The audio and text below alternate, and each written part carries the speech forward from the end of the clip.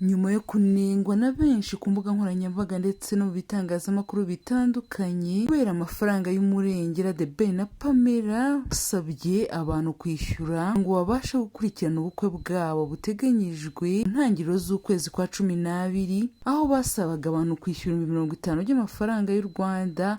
Kuri ubu ngubu bayateye ishoka barahanantura bageza ku 10,000. Abenshi bagiye banenga iki gikorwa bari bagaragaje yuko batishimiye kuba ubukwe bwakoreshwa nk'igikorwa cyo kwinjirizwamo amafaranga, kuko mu by'ukuri ubukwe bwagenewe kuba gahuza miryango ndetse n'inshuti, abantu bahurira hamwe bagasangira bakishimira umubano wa babiri biteguye kurushinga. Abandi bagaragazaga ko iyi couple iri kwerekana yuko ishonje, mbese bakeneye inkunga yo kuba babasha kubaka urugo. Abandi nabo bakamunenga bibaza niba ari amafaranga yo gukora